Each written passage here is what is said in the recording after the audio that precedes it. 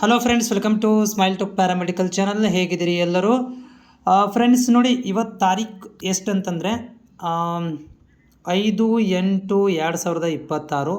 So ಇವತ್ತಿನ update ಏನೂ ಇದೆ, ನಮ್ಮ KCET ಮತ್ತು ನೀಟ್ಗೆ ಸಂಬಂಧಿಸಿದಂಥ ಅಪ್ಡೇಟ್ಗಳನ್ನು ಇವತ್ತು 8ನೇ ತಾರೀಕು ಇವತ್ತೇನಿದೆ ಅಂತ ನೋಡೋದಾದರೆ, ನಮ್ಮ ಕರ್ನಾಟಕ ಪರೀಕ್ಷಾ ಪ್ರಾಧಿಕಾರದವರು ಒಂದು ಅಪ್ಡೇಟನ್ನು ಇಲ್ಲಿ ಮಾಡಿರುವಂಥದ್ದು. ಇತ್ತೀಚಿನ ಪ್ರಕಟಣೆಯಲ್ಲಿ ಇದು ನಿಮ್ಗೆ ಕೂಡ ಕಾಣಿಸ್ತಾ ಇದೆ, ಇಲ್ಲಿ ನೋಡ್ತಾ ಇದ್ದೀರಿ.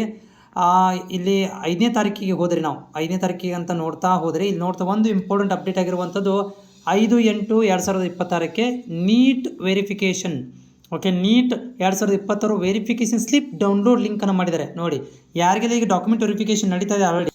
ಸೊ ಈ ಒಂದು ಡಾಕ್ಯುಮೆಂಟ್ ವೆರಿಫಿಕೇಷನ್ ಹೇಗೆ ನಡೀತಾ ಇದೆ, ಹಾಗೆ ನೀವು ವೆರಿಫಿಕೇಷನ್ ಸ್ಲಿಪ್ಪನ್ನು ಡೌನ್ಲೋಡ್ ಮಾಡ್ಕೋಬೇಕಾಗತ್ತಾ. ಸೊ ಈ ವಿತೌಟ್ ವೆರಿಫಿಕೇಷನ್ ಸ್ಲಿಪ್ ಇಲ್ಲದೇ ನಿಮ್ಗಳಿಗೆ ಏನಪ್ಪ ಅಂತಂದರೆ ಆಪ್ಷನ್ ಎಂಟ್ರಿ ಮಾಡಲಿಕ್ಕೆ ಬರೋಂಗಿಲ್ಲ. ಸೊ ನೋಡ್ತಾ ಇದ್ದೀರಿ, ಇಲ್ಲಿ ವೆರಿಫಿಕೇಷನ್ ಸ್ಲಿಪ್ಪನ್ನು ಡೌನ್ಲೋಡ್ ಮಾಡ್ಕೊಳ್ಳಿಕ್ಕೆ ಒಂದು ಇಂಪಾರ್ಟೆಂಟ್ ಅಪ್ಡೇಟನ್ನು ಕೊಟ್ಟಿರುವಂಥದ್ದು ನೀಟ್ ವಿದ್ಯಾರ್ಥಿಗಳಿಗೆ. ಸೊ ಈಗ ಯಾರೆಲ್ಲ ಅಭ್ಯರ್ಥಿಗಳಿಗೆ ನೀಟ್ಗೆ ನೀವು ಅಪ್ಲಿಕೇಶನ್ಗಳನ್ನು ಹಾಕಿದ್ದೀರಿ, KCET ಮೂಲಕ ನೀಟ್ ಇದನ್ನು ಡಾಕ್ಯುಮೆಂಟ್ ವೆರಿಫಿಕೇಷನ್ ಮಾಡಿಸ್ಕೊಂಡಿದ್ದೀರಿ ಮತ್ತು ಆಲ್ರೆಡಿ ನಿಮ್ಮದೆಲ್ಲ ಡಾಕ್ಯುಮೆಂಟ್ ವೆರಿಫಿಕೇಷನ್ ಆಲ್ರೆಡಿ ಆಗಿಬಿಟ್ಟಿದೆ, ಜಸ್ಟ್ ನೀವು ಅಪ್ಡೇಟ್ ಮಾಡಿರಿ, ಎನ್ರೋಲ್ಮೆಂಟ್ ನಂಬರನ್ನು ಅಪ್ಡೇಟ್ ಮಾಡಿದ್ದೀರಿ, ಅಂಥವ್ರುಗಳು ಇಲ್ಲಿ ಏನು ಮಾಡ್ಬೋದು ಅಂತಂದರೆ ನೀಟ್ ವೆರಿಫಿಕೇಷನ್ ಸ್ಲಿಪ್ಪನ್ನು ಡೌನ್ಲೋಡ್ ಮಾಡ್ಕೋಬೇಕಾಗತ್ತೆ.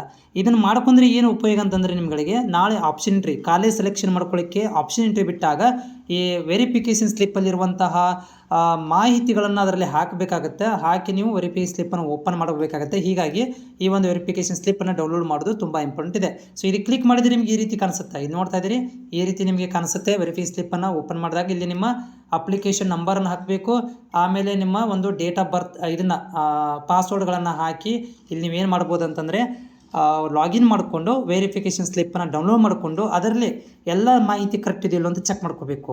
ಯಾಕಂತಂದರೆ ಅದರಲ್ಲಿ ಏನಾದರೂ ಮಿಸ್ಸಿಂಗ್ ಆಗಿದ್ದರೆ ಸೊ ಅದನ್ನು ನೀವು ತುರ್ತಾಗಿ ಏನು ಮಾಡಬೇಕಾಗತ್ತಂದರೆ ಕೆಗೆ ಕಾಂಟ್ಯಾಕ್ಟ್ ಮಾಡಿ, ಅಥವಾ ವೆರಿಫಿಕೇಷನ್ಸ್ ಈಗಾಗಲೇ ನಡೀತಾ ಇದೆ ಅದರಲ್ಲಿ ಭಾಗವಹಿಸ್ಕೊಂಡು ನೀವು ಕ್ಲೈಮನ್ನು ಮಾಡ್ಕೊಳ್ಬೋದು. ಉದಾಹರಣೆ ಕನ್ನಡ ಮೀಡಿಯಂ ಮಿಸ್ಸಿಂಗ್ ಆಗಿತ್ತು, ರೂರಲ್ ಮಿಸ್ಸಿಂಗ್ ಆಗಿತ್ತು, ಸೊ ಅವುಗಳನ್ನು ನೀವು ಇಲ್ಲಿ ಕ್ಲೈಮ್ ಮಾಡ್ಕೊಳ್ಬಹುದಾಗಿದೆ.